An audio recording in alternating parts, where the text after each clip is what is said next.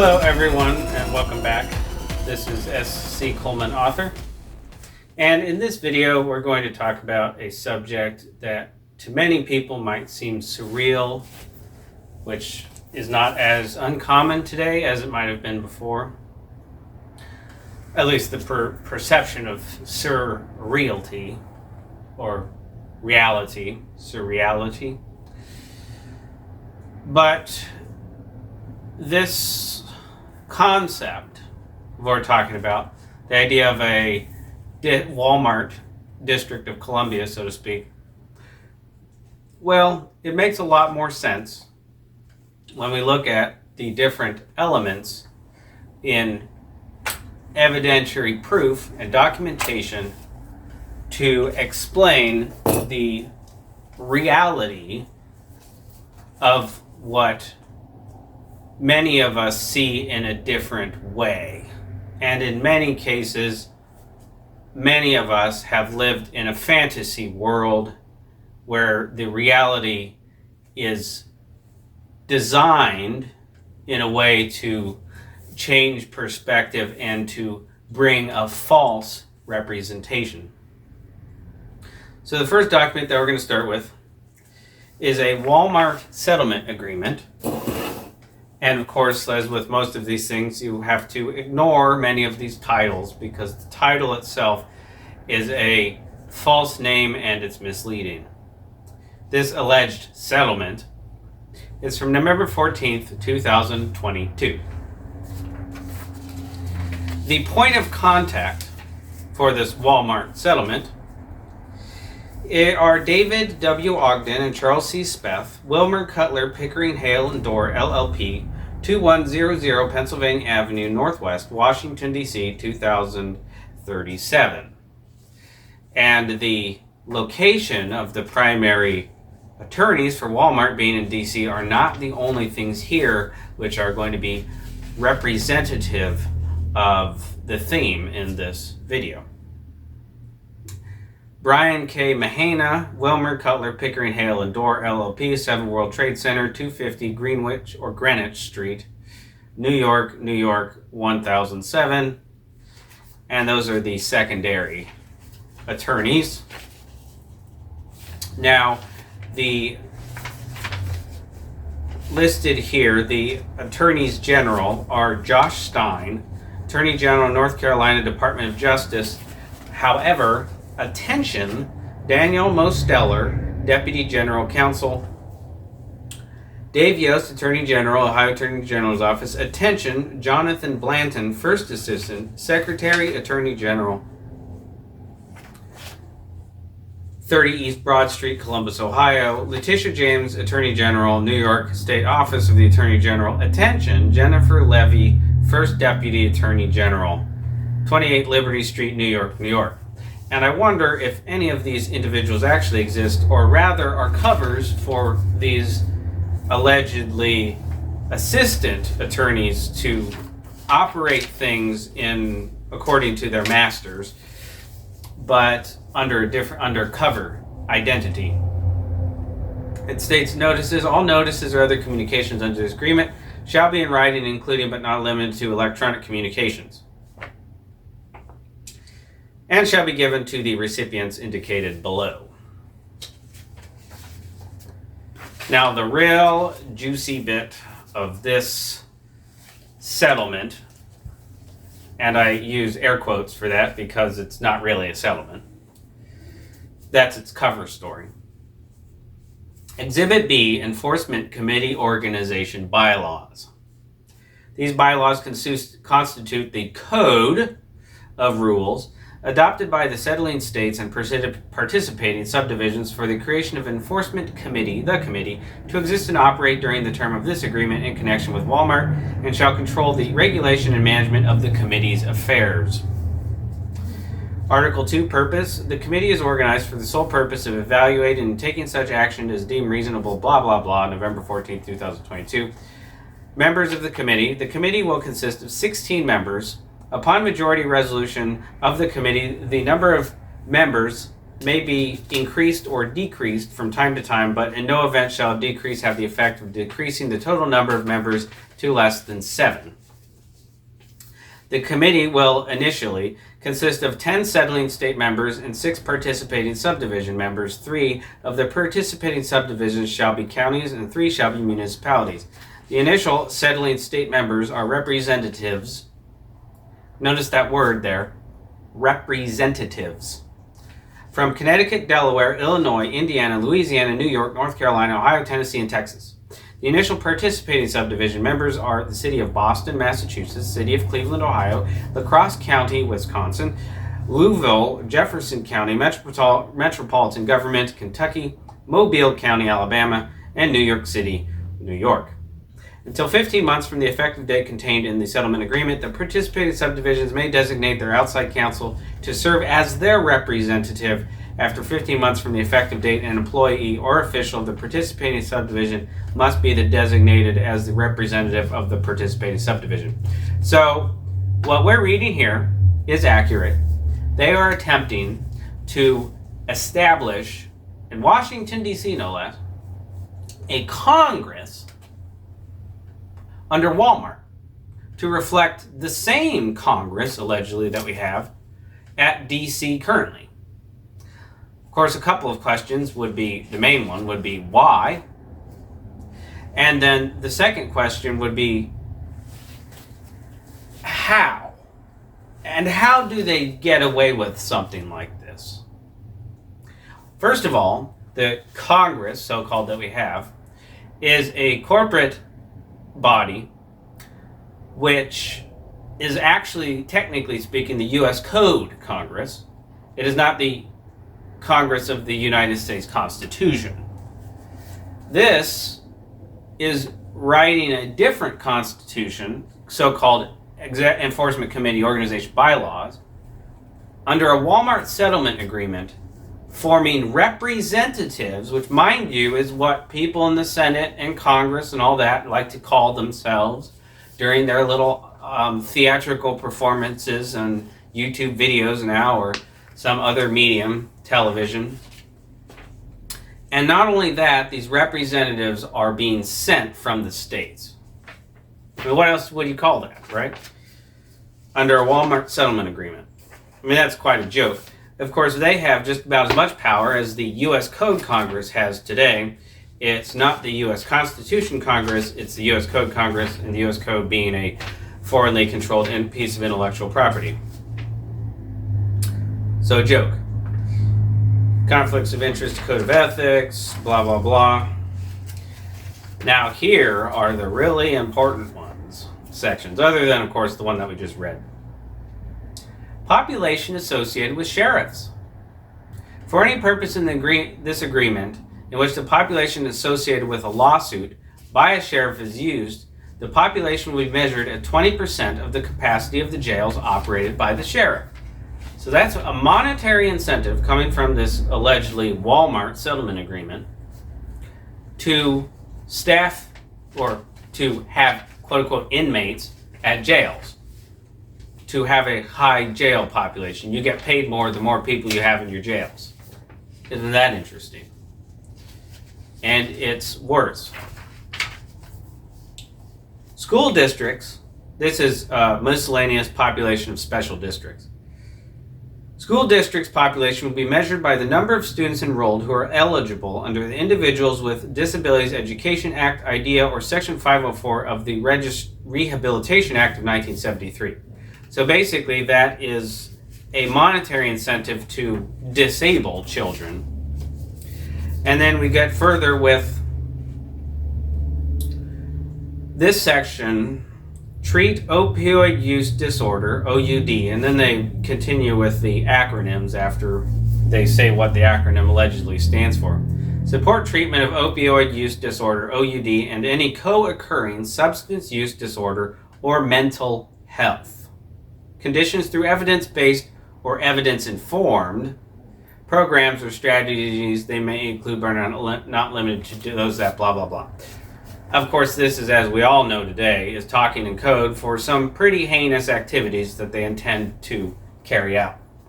The first of this is here on this list, number 6, provide treatment of trauma for individuals with OUD violence, sexual assault, human trafficking, or adverse childhood experiences.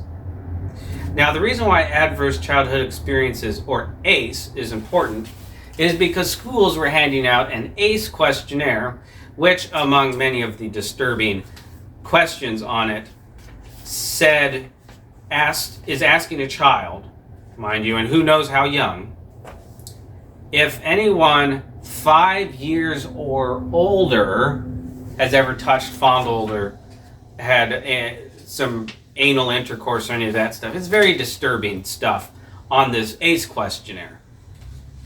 And of course, we all know that adverse childhood experiences, they will make subjective so that they can, in fact, traffic children and do other things like that. And they've got all kinds of little word games. But let's continue and see just how bad this thing actually gets. Provide access to housing for people with OUD and any co-occurring SUD /MH conditions, including supportive housing, recovery housing, housing assistance programs, training for housing providers, or recovery housing programs that will allow or integrate FDA-approved mediation with other support services. Of course, this tells you that in the future, they have the intention of making sure that only these individuals will be allowed to live in a house. You basically have to submit yourself to all of this nonsense and say that you're a whack job and all this other stuff in order to live somewhere. The next one, support or expand peer recovery centers, which may include support groups, social events, computer access, or other services for persons with OUD and any co-occurring SUD/MH conditions. And of course, we all know that the incentivization process of doling out money, mostly stolen, for these destructive programs is designed to not only cause damage, but also, of course, to de-incentivize the other. Incentivize disability and disease, de-incentivize healthy living and personal responsibility, because ultimately, above wanting to control everyone, they also want to essentially kill everyone. These are operations of enemy warfare. But to continue, 10, engage nonprofits, faith-based communities, and community coalitions to support people in treatment and recovery and to support family members in their efforts to support the person with OUD in the family. So that's to leverage, obviously, somebody against the family. Provide training and development of procedures for government staff to appropriately interact and provide social and other services to individuals with or in recovery from OUD, including reducing stigma. That's a word I am very familiar with from my time in the university system, where oftentimes belligerent brainwashing attempts to coerce you into believing absurdities is done under this phrase, reducing stigma. 12, support stigma reduction efforts regarding treatment and support for persons with OUD, including reducing stigma on effective treatment. So basically they're saying what they want you to believe they're saying is they're going to remove any type of feeling bad about doing stuff like this. But what they actually mean is they're going to attempt to coerce everyone into doing this, and people who come out against it will be silenced because they don't want stigma. That's what they actually mean. Create or support culturally appropriate services or programs for persons with OUD and co-occurring SUD/MH conditions, including new Americans. So that's interesting. And this next section, create and or support recovery high schools. What is a recovery high school? Hire or train behavioral health workers to provide or expand any of the services or supports listed above. And then even worse down below, connect people who need help to the help they need.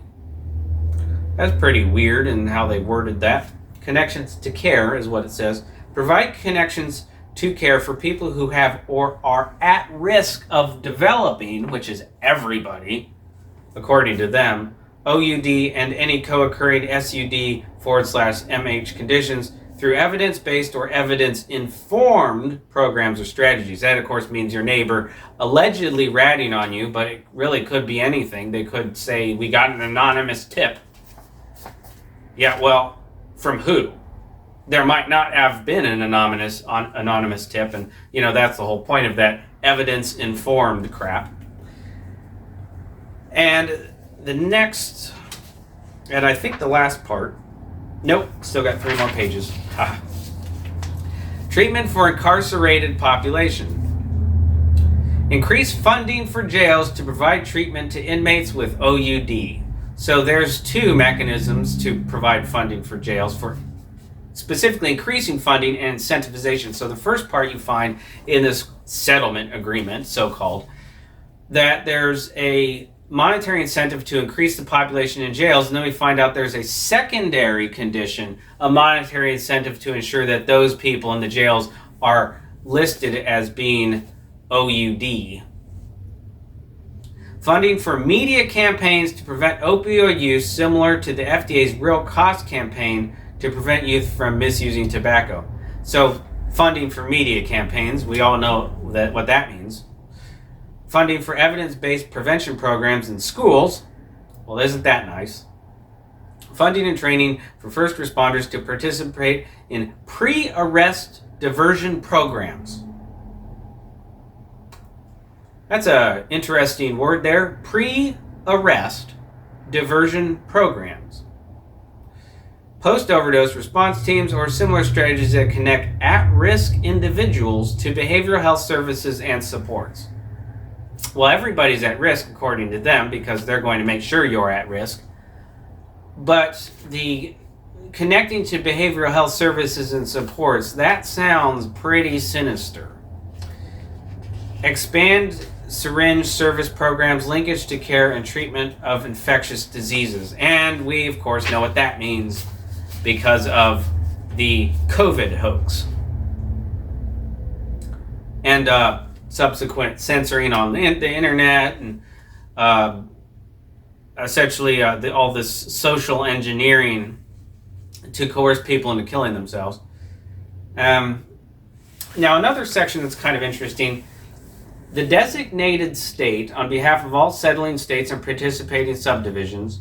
And if you look at the list of the so-called settling states and participating subdivisions, it's just about every city, county, and state in the entire contiguous United States.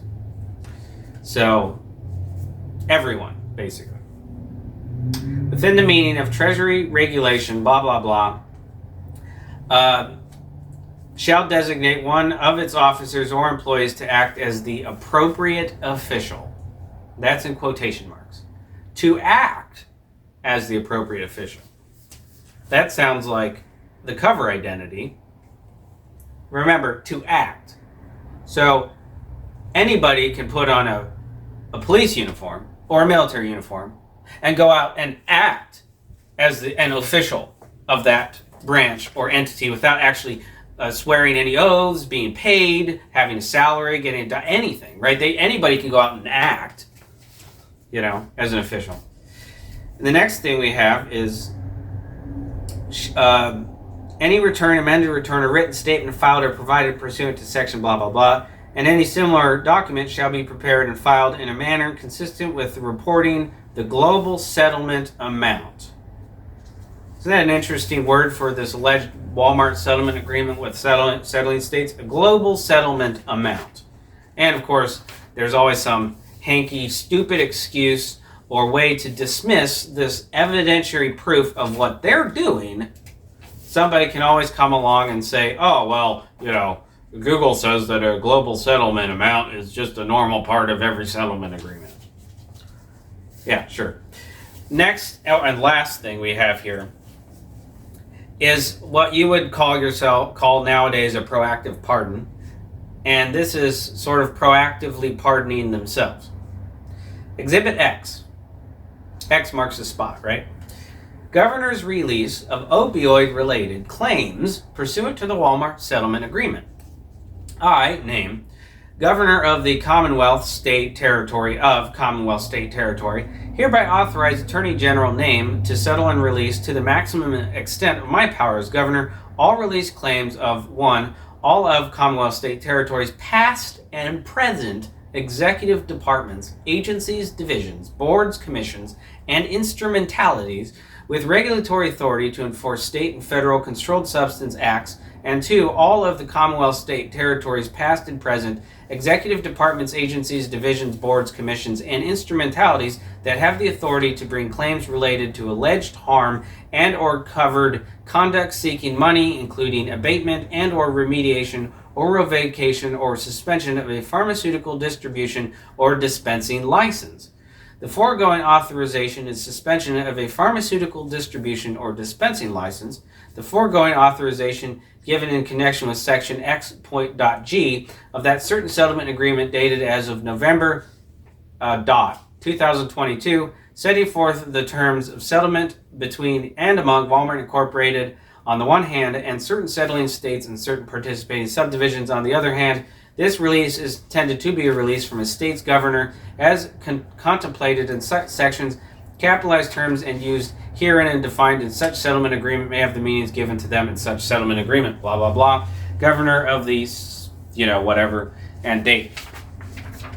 So the first analysis that we would have of this would be that, first of all, they're reforming the federal government.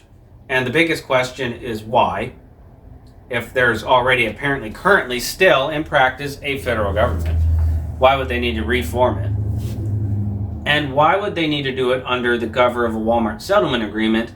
And then, in addition, in order to get it done, they have these programs that they intend to do all of this nasty stuff under different code words and incentivize disease, drug use, and coerced habitation into their destructive programs. But they also want to then absolve themselves of all the crimes that they are planning to do, and in many cases have already done. So the question, of course, is not only how did we get to this point, but if they can get away with something like this, that calls into question the entire alleged official system that we allegedly have now, the fake Congress, right? So first, 41st Congress, Session 2, Chapter 8, 1870. The said corporation shall have power to establish and change bylaws and prescribe rules and regulations for its government and the duties of its officers and the management of its property. And there you get the use of the word government in relation to a corporation like Walmart. In continuation, in case any corporation created under this act shall at any time violate or fail to comply with any of the foregoing provisions upon complaint being made to the Circuit Court of the District of Columbia, a writ of quo warranto, that means what authority, shall issue, and the district attorney or city attorney shall prosecute in behalf of the people. Not on behalf, in behalf, for a forfeiture of all rights and privileges secured by this act to such corporation. So, you have a corporation who ignores this crap, right? And the only punishment that they will get for ignoring this crap is to have this crap not apply to them. That seems a little bit circular, doesn't it? There's really no penalty there.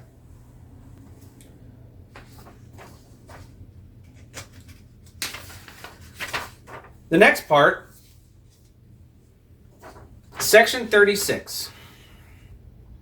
Well, we don't need to read this whole thing. Provided that nothing in this act contains shall be construed to the limit right of the municipal authorities of the cities of Washington and Georgetown. So now, in this section, you can instantly dismiss that claim that somebody will say that they're talking only about the District of Columbia.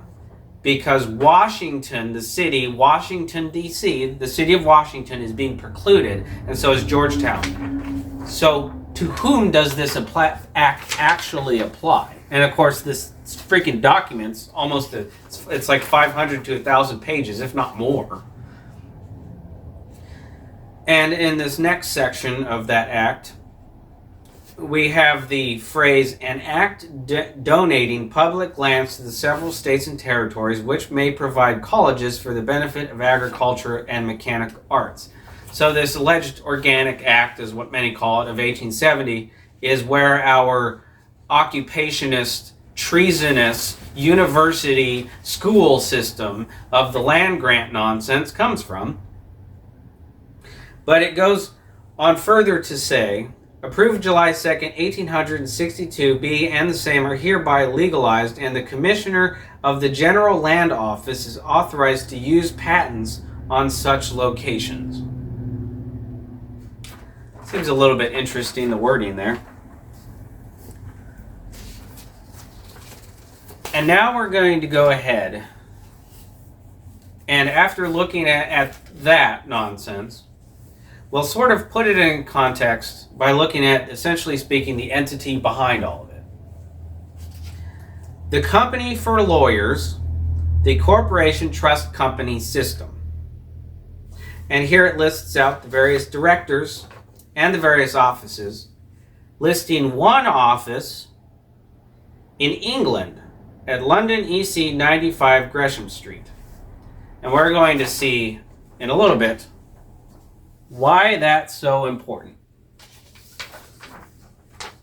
1918, estate tax, being Title IV of the Revenue Act of 1918, in effect after 6:55 p.m. February 24th, 1919, for new law applicable to states of decedents or decedents dying after 3:55 p.m. November 23rd, 1921, see beginning 416 herein, note carefully 464, and here it's got a calendar where it's basically the table of contents. 1918, estate tax law. That if the tax herein imposed is not paid within 180 days after its due, the collector shall, unless there is reasonable cause for further delay, proceed to collect the tax under the provision of general law or commence appropriate proceedings in any court of the United States in the name of the United States. I don't think that could be any clearer. Definition of resident. Resident without the requisite intention to remain will not suffice to constitute domicile, nor will intention to change domicile affect such a change unless accompanied by actual removal. A decedent who died while abroad will be presumed to be a non-resident, and the burden of proving the contrary rests upon the executor. So according to this, if any U.S. citizen dies abroad, they are considered a non-resident. However, as we'll see in a bit, this tax applies equally to residents and non-residents. So essentially everybody across the globe. Penalty for failure to file or for false notice or return. This is pretty steep. And remember, this is the corporation trust company, a company for lawyers. That whoever knowingly makes any false statement in any notice or return required to be filed under this title shall be liable to a penalty of not exceeding $5,000, and this remembers from 1918, 1920s time period, $5,000 was a lot, or imprisonment not exceeding 1 year or both. Oh, and notice, of course, in the wording where it says shall be liable. Not as it uses in the U.S. Code, maybe, shall be. That's an important distinction. That unless the tax is sooner paid in full, it shall be a lien for 10 years upon the gross estate, right? Not net estate, gross estate of the decedent, except that such part of the gross estate as is used for the payment of charges against the estate and expenses of its administration allowed by any court having jurisdiction thereof shall be divested of such lien if the commissioner is satisfied that the tax liability of an estate has been fully discharged or fully provided for. He may, under regulations prescribed by him with the approval of the secretary, issue his certificate releasing any or all property of such estate from the lien herein imposed. And here's the most important part of all these documents. Down here at the bottom, it says, copyright 1920-22 by the Corporation Trust Company, War Tax Service. This is, effectively speaking, the true entity using the cover, the identity, as it says in there, in the name of the United States. And here's the biggest one. Such amounts reasonably required and actually expended for the support during the settlement of the estate, and here again we get with the use of that word settlement, of the estate of those dependent upon the decedent. So that's essentially everyone at all who has been a relative, child, a dependent of anybody who died after 1917, as are allowed by the laws of the jurisdiction, whether within or without the United States, so that's across the globe, under which the estate is being administered, but not including any income or tax upon income received after the death of the decedent, or any estate succession, legacy, or inheritance tax.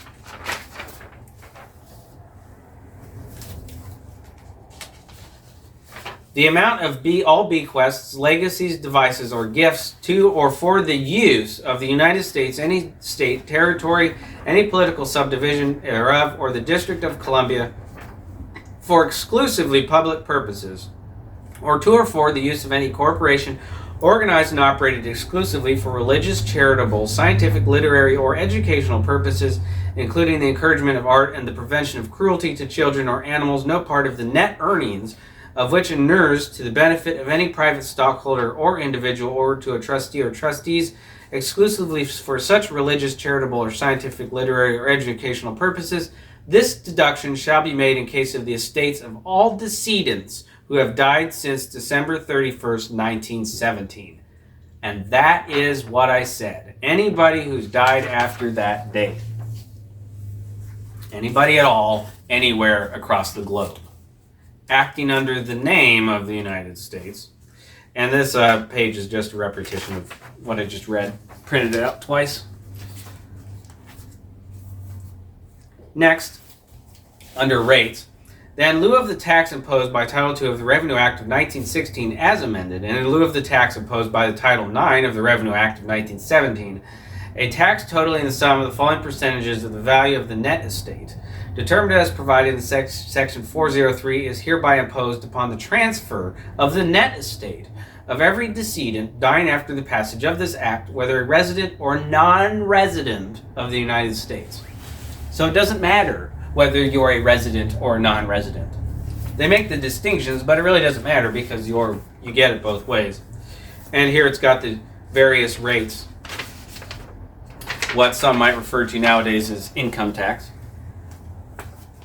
But it's really an estate tax, net estate, versus the other taxes on the gross estate and all that nonsense. Now, the corporation system, or the CT corporation system, is allegedly associated with the Corporation Trust Company. Now, this comes from a document from September 4th, 1985, Office of the Secretary of State, Kevin Fleming, Corporation Department, State Office Tower, 14th floor, 30 East Broad Street, Columbus, Ohio, Boston Financial Technology Group, Incorporated. Dear Kevin, it is our understanding that you are holding qualification documents for the subject corporation pending receipt of the attached resolution adopted by the Board of Directors of Boston Financial Technology Development Corporation, giving consent to use the above corporation title. Please support or proceed to qualify the subject corporation in your state and forward the usual evidence of the undersigned. Thank you for your assistance. Very truly yours, CT Corporation System, Mitzi M. Shapiro, Service Representative. There's a handwritten area called per phone call Subtheme is equivalent to, well, I can't really read it that well. Massachusetts law, you may add secretary as you wish. Oh, it's just a verification of title. Now, the next document, CT Corporation, December 31st, 2003, a Mr. Robert Lindsay, Deputy Clerk, State Corporation Commission, 30 East Main Street, Richmond, Virginia. Dear Robert, attaches a statement of change of registered agent to support changing the registered agent on record in accordance with the merger of Commonwealth Legal Services Corporation into CT Corporation System. And down here at the bottom, very important, under Nanette L. Ryder, Virginia Fulfillment Center Manager, it states CT Corporation System, a Wolters Kluwer company. Now, the reason why I say it like that instead of Wolters Kluwer is because, as we'll find out later, that is a Dutch corporation, which owns equally the CT Corporation System and the Corporation Trust Company, which, as we'll find later, they're all the same company. Just different names and paperwork-wise they exist, but they're all the same company. They use the same addresses, they do the same things. But more importantly, they effectively run the so-called government of the United States, operating in the name of, and that is the reason why you can have such a thing go completely uncontested as a federal Wal-Mart government. Now, this next one is interesting because it's called Bolton Health Actuarial Incorporated, but assumed name under which the corporation will do business is 446026599816. And you heard that correctly. That is the assumed name under which the corporation will do business. That is not normal. Down at the bottom it says CT Corporation Wolters Kluwer. It doesn't say Wolters Kluwer Company Incorporated, nothing. It just says here in parentheses Wolters Kluwer. We'll find all kinds of strange anomalies like that throughout all of these different forms of paperwork. This is a certificate of incorporation of the CT Corporation System from 1935 in Ohio, listed at number 100 West 10th Street in the city of Wilmington, County of Newcastle. The Corporation Trust Company, number 100 West 10th Street, Wilmington, Delaware. You know, the CT Corporation System and the Corporation Trust Company have the same address. Its purpose, the Corporation Trust Company, remember, is the corporation for lawyers, and this says the purpose of the CT Corporation System is to serve members of the bar of this state or any other state and foreign country, to secure, publish, and distribute in letter, bulletin, journal, digest, or other form information with respect to court decisions, statutory requirements and provisions, official and departmental rulings, regulations, and requirements, and legislative proceedings of the government of the United States or any or all of the states, districts, territories, or colonies, the United States of America, and of Dominion and Province of Canada, or Dominions and Provinces, plural, of Canada, and other foreign countries with respect to the organization, incorporation, and maintenance of corporations, domestic and foreign. They are the government. And of course, what they're doing here, among other things, is most certainly treason. And it's a foreign treason, no less. This is, effectively speaking, hostile warfare carried out by foreign entities and their associates here in the contiguous United States. Next, an application for authority to engage in business in the state of Kansas is a foreign corporation. CT Corporation System, 100 West 10th Street, Wilmington, Delaware, same address. In Kansas, its office is at the National Bank of Topeka building, Topeka, Shawnee County, Harry W. Colmery. And it has the same purpose listed here at the bottom. Now, the CT Corporation System appointment of agent, foreign corporation. This is for Missouri. CT Corporation System at 1111 Federal Commerce Trust Building, and we'll find this is a common theme with these buildings and their names, in Missouri at 415 Pine Street, St. Louis. That the Secretary of the State of Missouri is hereby designated as agent. Interesting. Next we have from the state of Missouri again, CT Corporation System, foreign private corporations. And here the stated purpose appears as though it was stamped onto the paper. That's a little bit different from an auto pen, as they've been talking recently about the auto pen orders made allegedly by Biden, which is basically just a machine that repeats the same signature over and over. Well, imagine in this context a stamp repeating the same thing over and over. The Union Lenox Company, Cleveland, Ohio, May 9th, 1935, to the tenants of the Union Trust Building. On Monday, May 16th, 1938, the name of the Union Trust Building will be changed to the Union Commerce Building. Now, interestingly enough, there are business filings that list the Union Commerce Building before 1935. Next, we have the American Academy of Accountancy Incorporated, number 100 West 10th Street, Wilmington, Delaware, and this is a theme across many of these filings. It's the same address.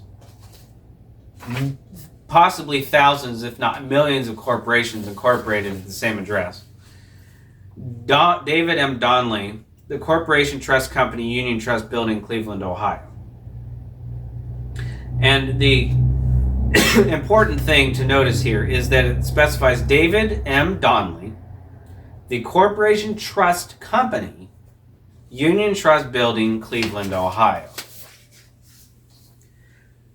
But the American Women's Voluntary Services Incorporated lists David M. Donnelly, CT Corporation System, Union Commerce Building, Cleveland, Ohio.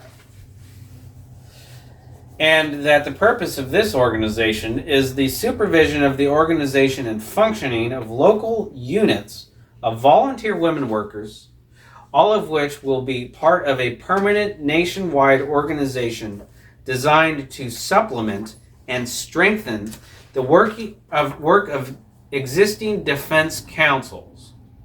I've never heard that word before, defense councils. Public and private agencies and civic bodies in all communities, providing trained volunteers for service not only during emergencies, but in normal times as well. Isn't that nice? And this this is dated in the 1940s. Now, the next thing we're going to look at, which is exceedingly strange, but in the context of this video and these other pieces of paper we've looked at, it's, well, not surprising at all. Agreement and plan of merger, merging American Limoges China Corporation, a Delaware corporation, Limoges China Company, an Ohio corporation, and Warwick China Company, a West Virginia corporation. Of course, none of these are a Chinese corporation. And to American Limoges China Incorporated, a Delaware corporation. Here it lists: the foundation is organized exclusively for charitable, scientific, literary, and or educational purposes, and no part of its income or property shall inure to the private benefit of any stockholder, director, or officer, or to benefit of any individual corporation other than New York University for the benefit of its School of Law and its College of Medicine. Like that one? Well, this one lists a David M. Donnelly at Corporation Trust Corporation System, Union Commerce Building, Cleveland, Ohio. That's redundant. Now, when I originally read the word CT Corporation System, I assumed it maybe meant a company. Why would anybody put Corporation Trust Corporation System as a name? Somebody, of course, who's doing nefarious activities, such as pretending to be the government, and doesn't want to be found out. Not to mention the fact that our use of the word government has been so obfuscated, considering the Corporation Trust Company set up District of Columbia Congress's 1870 Organic Act listing government as a component of corporate bylaws. Anyway, 37 Wall Street, New York. This is from 1925, July 6th. In small letters, affiliated with the Corporation Trust Company, Cincinnati, Ohio. Well, actually, I'm not. Corporation Trust Company System. I'm actually not sure. That's hard to read there. Ronald E. Rogers, Esquire, 508 Consolidated Building, Jacksonville, Florida, the Corporation Trust Company, Assistant Secretary.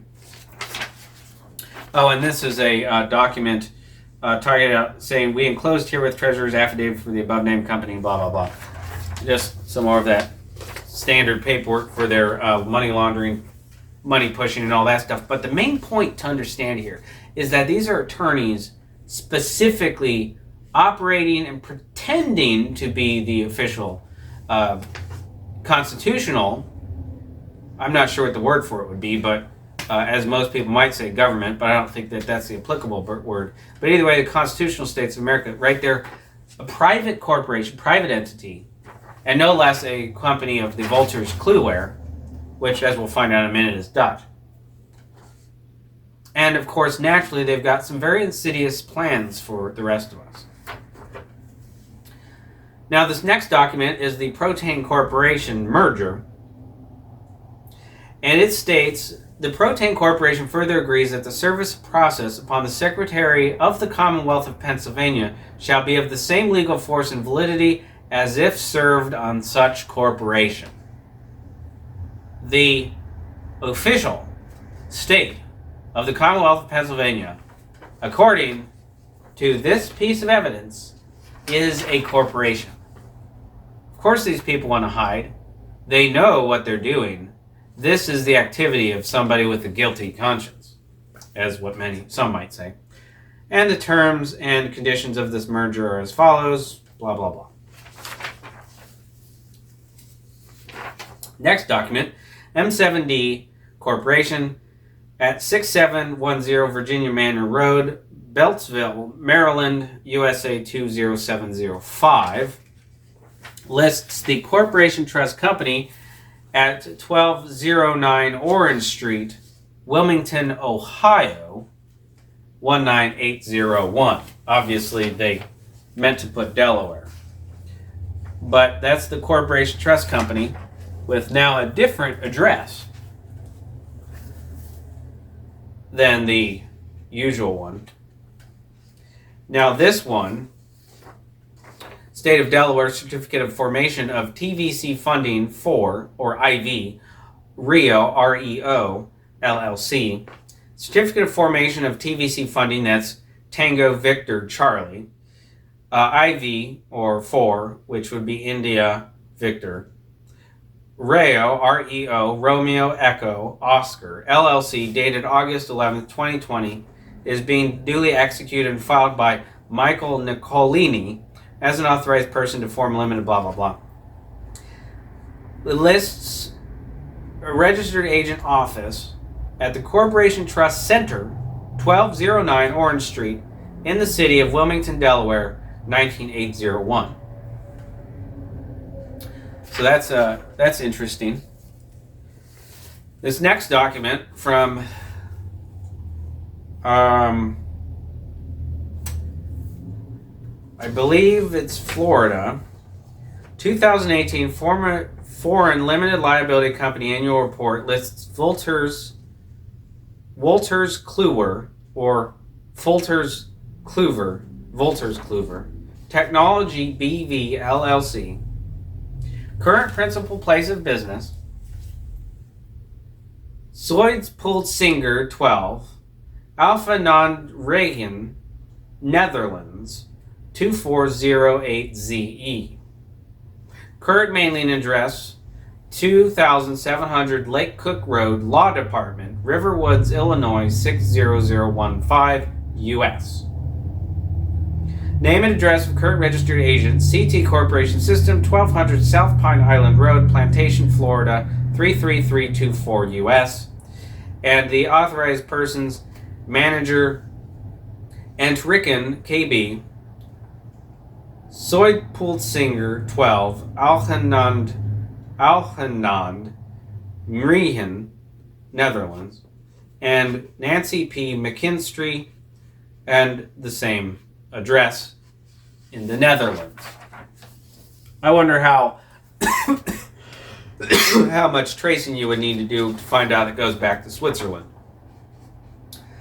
Next, we have from Florida, application by foreign limited partnership or limited liability limited partnership to transact business in Florida. Wolters Kluwer R&D US LP, or IP, LP. It's LP. Lease CT Corporation System at 1200 South Pine Island Road, Plantation, Florida, blah, blah, blah. This is dated 11/07, or that would be November 7th, 2016. Wolters Kluwer Technology BV LLC at 2700 Lake Cook Road, Riverwoods, Illinois. No mention of the Netherlands here. And these are separate documents, not the same documents. And next we have Wolters Kluwer United States Incorporated of New York, listed at 2700 Lake Cook Road, Riverwoods, Illinois. Again, no mention of the Netherlands. And now we have CT Corporation System at 120 South Central Avenue, Clayton, Missouri. However, all of the officers are listed at 2700 Lake Cook Road, Riverwoods, Illinois, and the board of directors with the same address. There's 2 board of directors and 4 officers. That's the state of Missouri. Wolters Kluwer R&D US LP, Delaware, USA, 11/7/2016 at 1209 Orange Street, Wilmington, Delaware, USA, 19821. Name and address of each general partner, Wolters Kluwer Technology BV, Zoidpoolsinger 2 Algen aan den Rijn, Netherlands, 2408 ZE. So not only, of course, are these people playing games with the addresses, but all the companies basically all circle back to each other. It's kind of a revolving door. Next we have Wolters Kluwer R&D US LP, CT Corporation System, 4400 Easton Commons Way Street, STE Suite 125, Columbus, Ohio. COWKGLCD, 2700 Lake Cook Road, Riverwoods, Illinois. Next, we have the Wolters Kluwer Pharma Solutions Incorporated, Delaware. That would be July 28, 2009, at 779 Township Line Road, Yardley, Pennsylvania. Listing Pharmaceutical Information Service Provider. Now, the next thing we're going to look at here is a listing of corporations from the website Bizipedia. Here it states, basically for all of these, it's the CT Corporation System. Different dates, mostly in the 2000s, one in 1996. Wolters Kluwer is the name on it, and we've got a Georgia, Illinois, Colorado, Arizona, Nevada, Alaska, Montana, and Arizona companies. Arkansas, Arizona, Montana, Florida, Alaska, Idaho, Minnesota, Indiana, and Minnesota. All CT Corporation System, all Wolters Kluwer Health, US, R&D, blah, blah, blah. You know, those types of names, all relatively speaking around the 2000s. And then Florida and Georgia. 1972 for the Georgia company. On none of these at all is there any listing of a connection to the Netherlands. It was either scrubbed or never included, but I have a suspicion that all of these systems are leveraged by these same people who still control these systems to essentially cover their butts, considering what they're doing and what the evidence, well, proves that they're doing. Next, we have this document from the Florida Department of State, CT Corporation System, Tallahassee, Florida, subject Bankers Systems Incorporated. That's a weird name right there, Bankers Systems Incorporated. They have retained your, well, it says, please note that we have retained your $3,520 payment. So they paid $3,520 for this filing, dated 2nd of January 2016. Written approval and clearance of the terms banker, banking trust company, bank shares, savings and loan association, savings bank or credit union, or words of similar import must be obtained from the Division of Banking pursuant to Section 655.9222A Florida statutes. February 1st, 2002. This is for the same document. Mr. Aaron M. Sanders, Wolters Kluwer, U.S. Corporation, 161 North Clark Street, Suite 4800, or 4800, Chicago, Illinois. Banker Systems Incorporated. Dear Mr. Sanders, thank you for your recent letter/fax requesting approval for the use of the above referenced corporate name. It is the opinion of this department that your name is definitive enough to differentiate the business being conducted from that of a commercial bank or trust company. Well, I think just about anybody that reads this will disagree with that statement. Therefore, the department does not object to your use of the above referenced corporate name being registered as a foreign corporation in the state of Florida. Of course, this is all just one hand washes the other. Well, I think we all know how it goes at this point. Unanimous written consent of a sole stockholder of LexiComp Incorporated in lieu of a meeting. That's pretty important. That means that no actual individuals met, because this is in lieu of a meeting. To the undersigned, Wolters Kluwer Health Incorporated, being the sole stockholder of LexiComp Incorporated and Ohio Corporation, hereby takes the following action and consents to.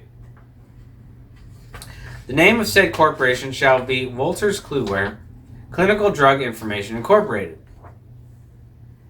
So they changed the name of the company that they control.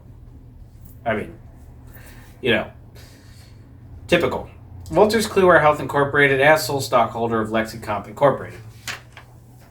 LexiComp Incorporated lists a Aaron Sanders at aaron.sanders@wolterskluwer.com, and this phone number 847-580-5045 is one of many different phone numbers attributed to this apparent individual, Aaron M. Sanders. Now, the other person that we listed before, the David M. Donnelly, not only is this individual listed on a ridiculously large number of business filings of businesses of very large importance, but also the individual apparently has lived over 200 years, because there are current filings. There are filings with this person's name from the 1890s and filings with this person's name from 2023. LexiComp Incorporated here, 1100 Terrick Road, Hudson, Ohio, 44236. This is from 1978, the November 7th. Publication and sale of medical information data. Do you like that name or that listing, and how that relates to the alleged Wal-Mart Settlement Agreement? Also, the fact that this is a company controlled by Wolters Kluwer in the Netherlands, publishing and selling medical information data.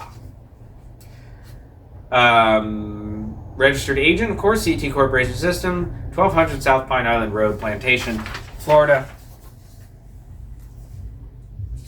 Next one is DataCert Incorporated, the Corporation Company Incorporated, at 112 Southwest 7th Street, Suite 3C, Topeka, Kansas, 3009 Post Oak Boulevard, STE, Suite 1100, Houston, Texas, listing an Aaron Sanders at 2700 Lake Cook Road, Riverwoods, Illinois. Interesting. Next, we have Data Cert Incorporated. Name of the corporation is changed to Wolters Kluwer ELM Solutions.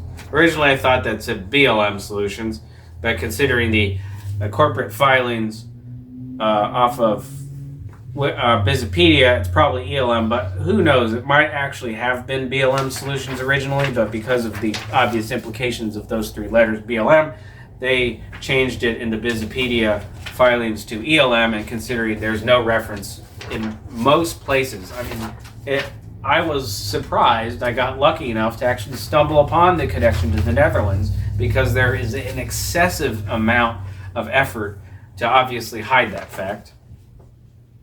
Affidavit of personal property, Wolters Kluwer Pharma Solutions. This is from October 19th, 2011, and Aaron M. Sanders, Notary Public, State of Illinois. Commission expires 11/01, 2011. Aaron Sanders was listed as the agent controller person for LexiComp, and is apparently also a notary public. I wonder if this person even exists. February 8th, 2010, Wolters Kluwer Pharma Solutions Incorporated, the different company. Expiration date of Notary Commission 11/01/2011. That's a congruency pattern. Aaron M. Sanders, Notary Public, State of Illinois. This is from March 2nd, 2022, but dated the expiration date of Notary's Commission is the 4th of November, 2023 for Wolters Kluwer DXG US Incorporated, Aaron M. Sanders, Notary Public. Next, we have Wolters Kluwer Financial Services US Incorporated. This is from 2014, listing expiration date of commission as the 4th of November 2015. Aaron M. Sanders, Notary Public, State of Illinois. Next, we have Aaron M. Sanders, Notary Public, State of Illinois. Expiration date 4th of November 2015. This is for a document from 5/15/2014. Wolters Kluwer Health Incorporated, listing a Richard J. Parker. Now, if you go to Bizipedia and look up the name Aaron Sanders, find out this individual is allegedly an other officer for the CT Corporation System, Arizona Foreign Corporation. Other officer for Health Language Incorporated, Arizona Foreign Corporation. CCH Legal Information Services Incorporated, other officer. Business Filings Incorporated, other officer. Aaron Sanders, officer of Wolters Kluwer Health Incorporated. So they're notarizing the corporations of which they're an officer for. Isn't that interesting? Aaron Sanders, Wolters Kluwer Health. Aaron Sanders Corp Direct Agents Incorporated, National Registered Agents Incorporated, Wolters Kluwer Financial Services Incorporation, Up to Date Incorporated, and Universal Tax Systems Incorporated. Of course, that company named Universal Tax Systems Incorporated is very indicative of that one document, the War Tax Service from 1920, from the Corporation Trust Company, obviously a subsidiary entity at this point, in some context, maybe before, of the Wolters Kluwer. Next, we have Pharmacy One Source. This is still Aaron Sanders. Universal Tax Systems, Wolters Kluwer Financial Services Incorporated, Transwide Limited, Wolters Kluwer United States, Enablon North America Corp., Wolters Kluwer ELM Solutions, Wolters Kluwer Financial Services US. Now, to go back into the past a little bit, the more distant past anyway, if you're measuring time as distant. Laws of Pennsylvania, number 7, an act. To amend Section 1 of the Act, approved the 25th day of April 1929, pamphlet law 777, entitled An Act Fixing the Time when Interest Shall Begin to Run on the Amounts Fixed in Reports of Viewers for the Taking, Injury, and Destruction of Property by the Right of Eminent Domain.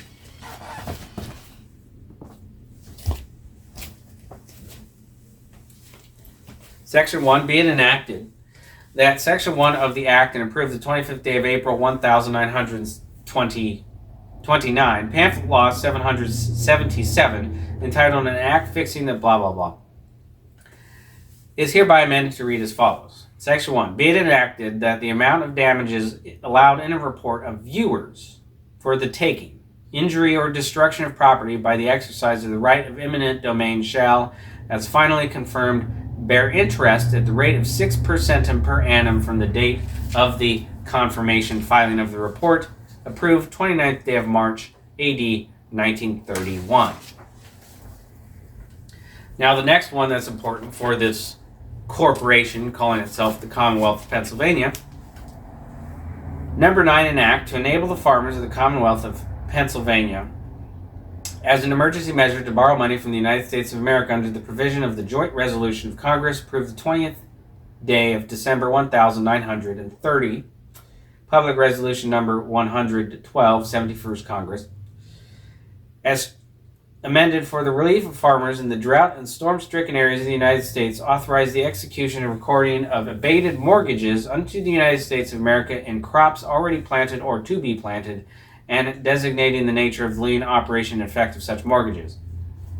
Be enacted that any farmer of the Commonwealth may enter into an agreement with and borrow funds from the United States of America with which to obtain seed, fertilizer, feed, food, fuel, or oil for tractors under the provisions of the joint resolution of Congress approved the 20th day of December 1009, blah, blah, blah. Titled Joint Resolution for the Relief of... this continues on. As amended and may give... here's the biggest part here. May give as security, therefore, a bond containing a confession of judgment secured by a chattel mortgages upon his crop or crops either planted or to be planted within 1 year from the date of its execution. Is that interesting? Just more land theft. Now, this next thing is the in the United States District Court for the District of Delaware, Zohar CDO 2003-1 Limited, Zohar 2 2005-1 Limited, and Zohar 3 Limited. Plaintiffs versus Crosil Homes LLC, Crosil blah blah, a whole bunch of different corporations. The biggest part here, it states the Zohar funds are separate collateralized loan obligations, CLO, investment vehicles created by Tilton that issued and sold notes which entitled note holders to invest payments over time in return of principal at the maturity date. Here's the big part. The notes were sold to investors for cash. The proceeds were used to purchase a pool of assets to serve as collateral for the funds. Seems like they issued out a loan and then used the proceeds from that loan to buy the substance with which they presented the loan. Now, the next one, we have the Construction Corporation Corporate Seal. 1939. This lists the Chemical Construction Corporation and the Chemical Engineering Corporation. Now, the names here, W.P. Sturtevant, Assistant Secretary, W.S. Stowell, President, W.S. Landy, W.S. Stowell, and E.V. O'Donnell, K.F. Cooper. And for Chemical Engineering Corporation, we have a Ralph H. Richardson, J.O. Hammett, E.V. O'Donnell, or Daniel, Ralph S. Richardson, K.F. Cooper, and W.P. Sturtevant. Now, I always have to wonder if these people actually exist or if they're all just made-up people. But at the same time, they're the same names controlling the same companies, which control the other companies, so on and so forth. Now, the next thing is the United States of America, State of Delaware, Barnes-Dahl Oil Company, 6% serial gold notes. Barnes-Dahl Oil Company, a corporation of the State of Delaware, hereinafter called the Company for Value Received, hereby promises to pay, or blah, blah, blah, or register assigns for the first day of, this is from 19... when was that date that it said, or was the date on here? Date's not really on here, that I can tell. It's, I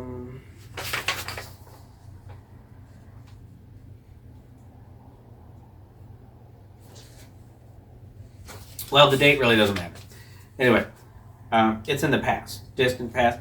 In gold, sum of $10,000 in gold coin of the United States of America, or equal to the present standard of weight and fineness, at the Office of Guarantee Trust Company of New York in the Borough of Manhattan, City and State of New York, and to pay interest thereon from the date hereof at the rate of 6%, 6 per annum, payable at said office in like gold coin, quarterly on the first days of October, January, April, and July in each year until payment of the principal sum if the principal of this note shall mature on the first day of any month from October, January, April, or July, and any interest unpaid at maturity shall become due and shall be paid together with the principal. So first of all, you have this corporation called the Barnsdall Oil Company issuing gold notes at the rate of $10,000, and that when it's time to pay, that they have to go to this company called the Guarantee Trust Company of New York. Now, here's the kicker.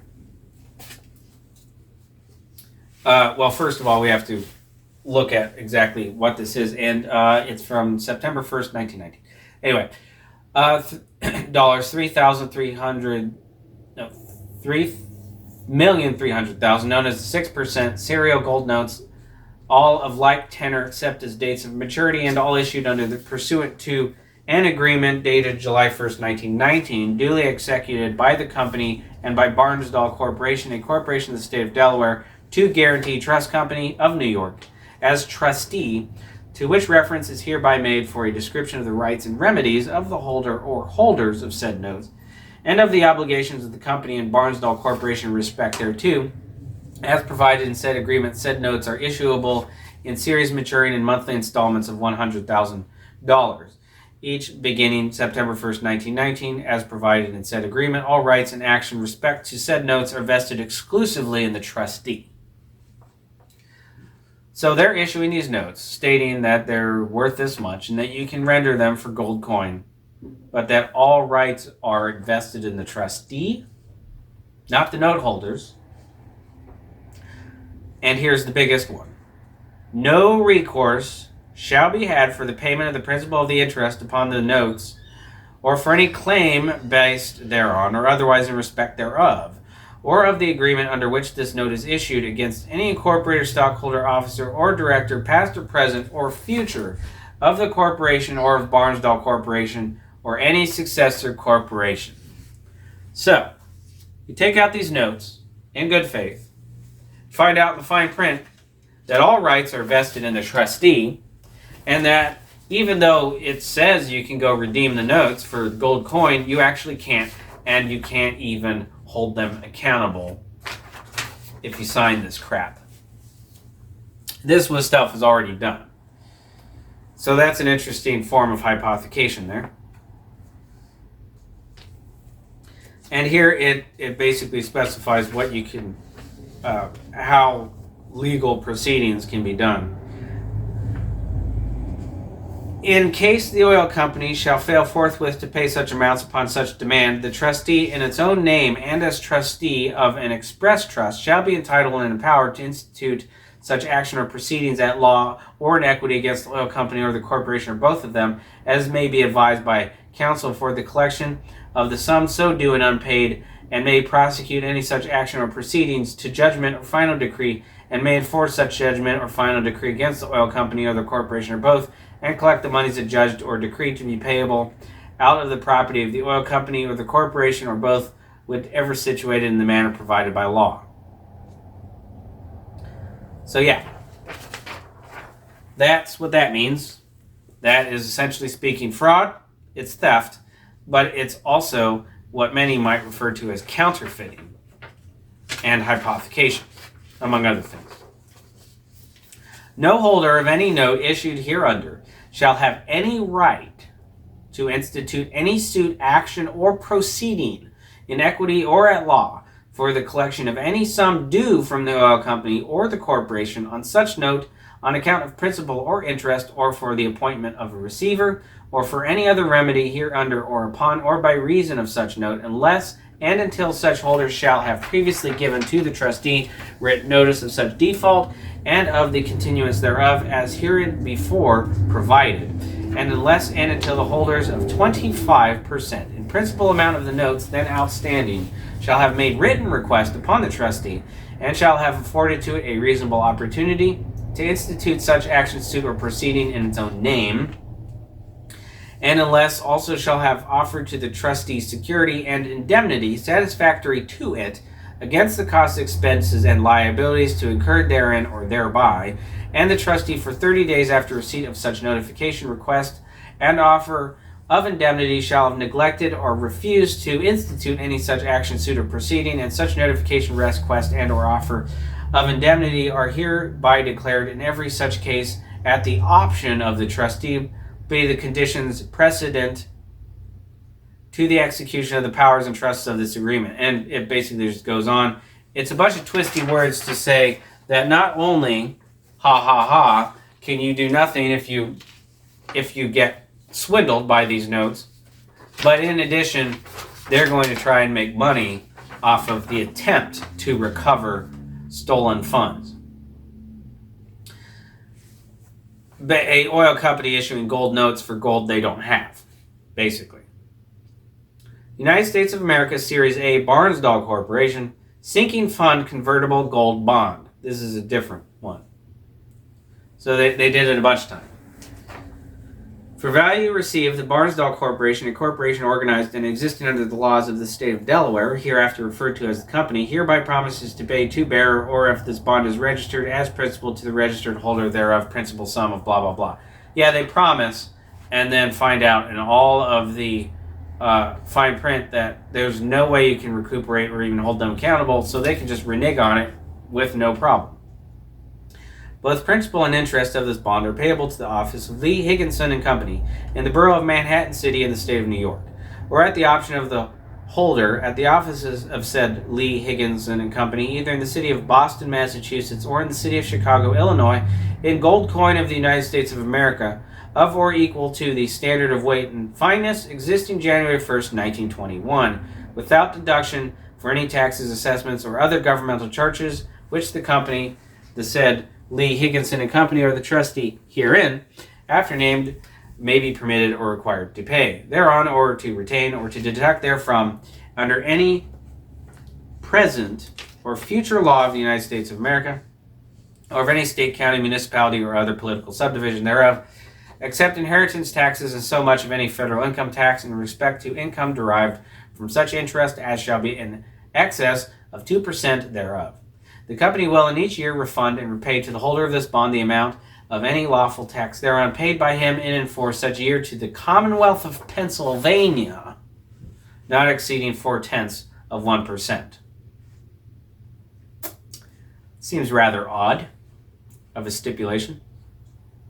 This is one day of a duly authorized issue of bonds of the company of not exceeding the aggregate principal amount of $15 million, known as its sinking fund convertible gold bonds, in both coupon form with interest coupons attached and fully, and to be issued in series from time to time under a certain trust agreement dated January 1st, 1921, executed by the company to the Guarantee Trust Company of New York as trustee, to which trust agreement reference is hereby made for the terms thereof, and a statement of the rights and obligations of the company, the trustee, and the respective holders of said bonds thereunder.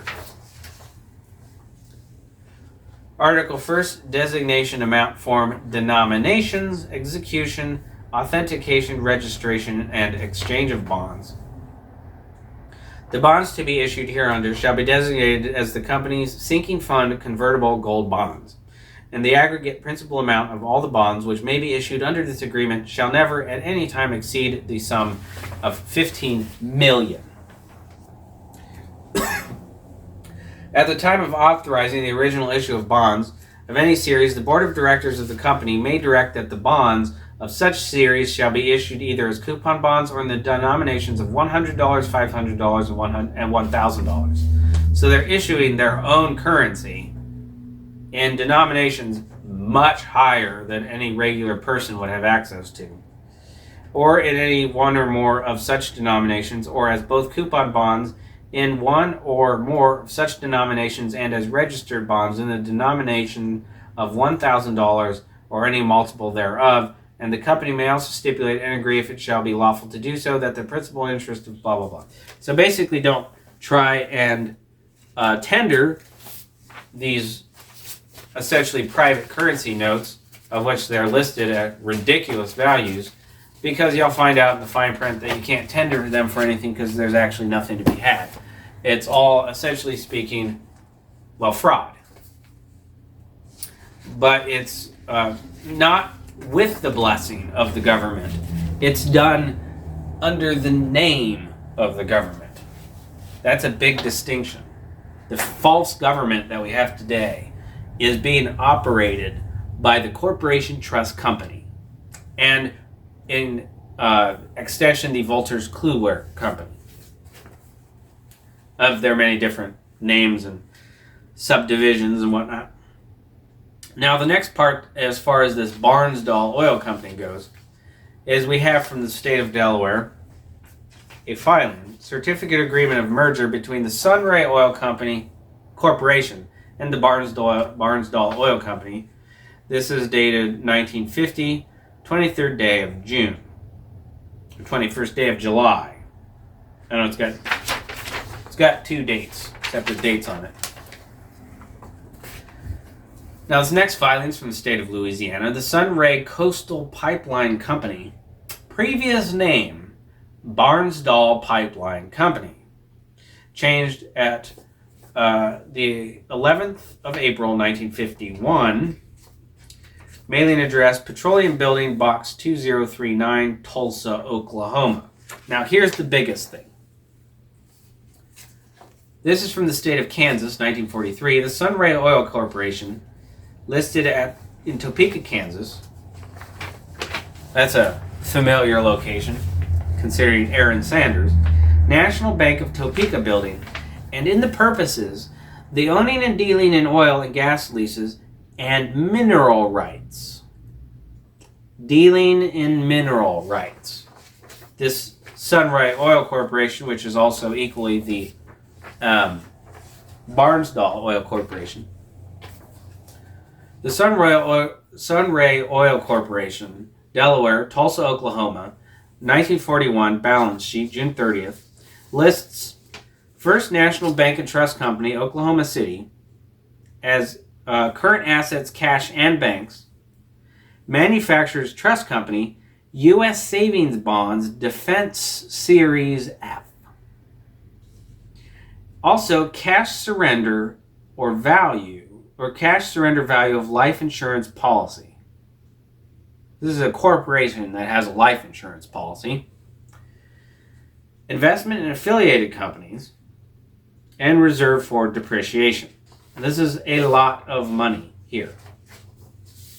And the biggest thing that I want to point out here is that this Sunray Barnsdall Oil Corporation is listed in Tulsa, Oklahoma, which is right next to the Osage Reservation, which, for those that aren't apparent with what happened on the alleged Osage Reservation, the mineral rights were stolen under essentially the cover and assistance of the phony federal government and the FBI, contrary to the stupid propaganda crap that they publish.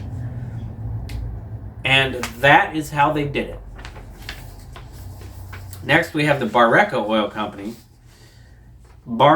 Previous names Barnsdall Refining Corporation, changed the March 1st, 1940. This is out of Louisiana. Registration date, the February 23rd, 1937. No address, Wilmington, Delaware. Next, we have a trademark filing in Louisiana from the 8th of January, 1933, which lists a Barreca Oil Company as the applicant for a registered name B. Barnsdall, Tulsington, Oklahoma. I believe that's Tulsa. I don't know why it says Tulsington, Oklahoma. Petroleum products type of business, and the group, it lists the group as TSASG. I looked that up and couldn't find anything. From January 4th, 1944. And this last document from the state of Missouri, the Waco Mining Company, from the, I'm not sure what the day is, but January 1920, changed their name to the Barnsdall Zinc Company. Oh, that's the 28th day of January 1920.